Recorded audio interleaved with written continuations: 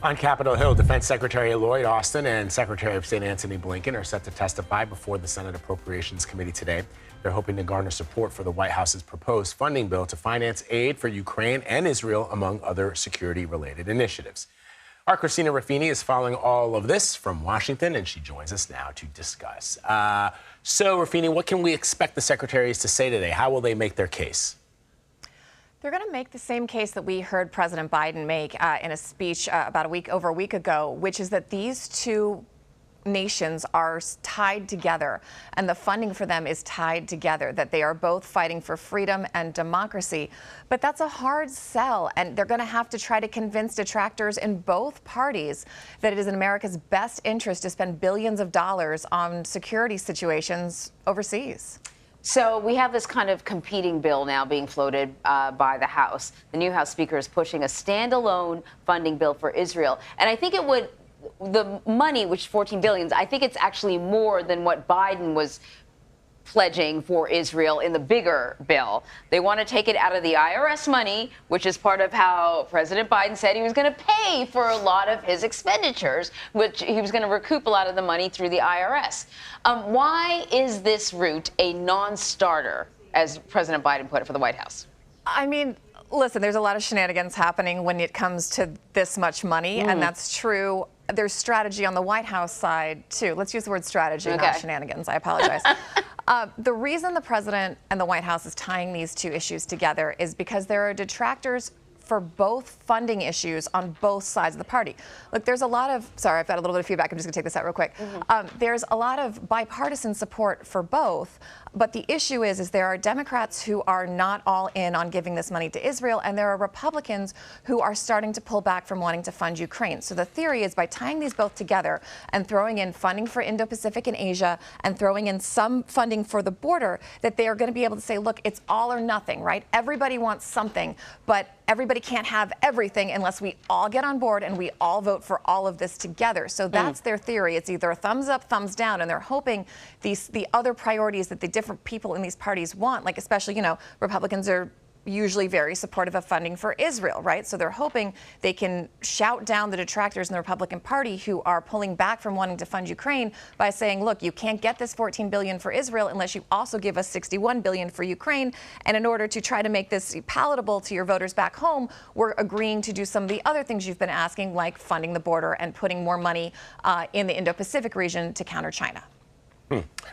So how does tying these funding bills together impact the White House's objectives in Ukraine and the Middle East? I mean, I understand the point that is being made about why these two existential battles are critical for the survival of Ukraine and for the state of Israel, but I'm talking more about like the total monies that the president is looking for.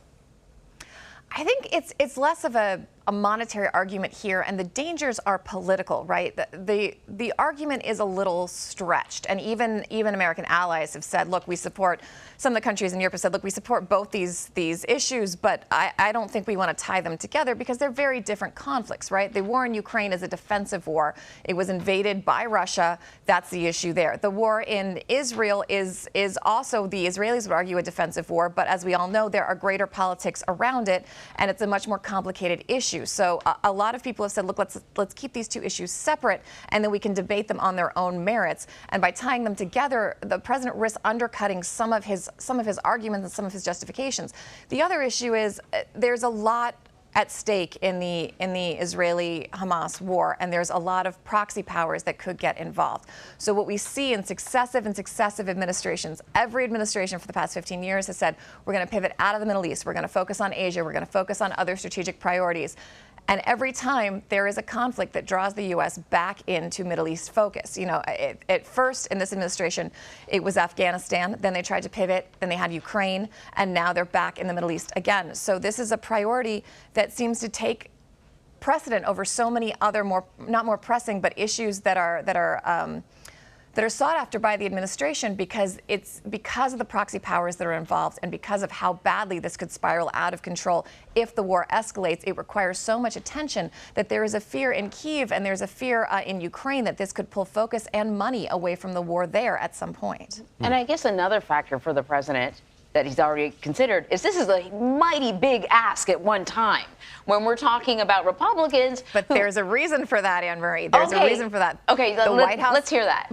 The White House is trying to get this big number through so that this is the last time they have to ask Americans to vote on aid for Ukraine before the election. And that's because as supportive as people may be of democracy, as supportive as people may be of the conflict, in the theoretical sense, it's hard to sell to Americans when they're going to the grocery store and can't afford, the things they need to buy, that we should be sending more military aid to people overseas, that in their daily lives, Americans are not feeling the impact of this conflict. So the White House is hoping to get this approved, to get it done so that they continue supporting Ukraine, but they don't have to remind people of it quite so many times right before they go to the voting booth. That makes a lot of sense. Lots of sense. Christina Ruffini, thank you so much, Christina.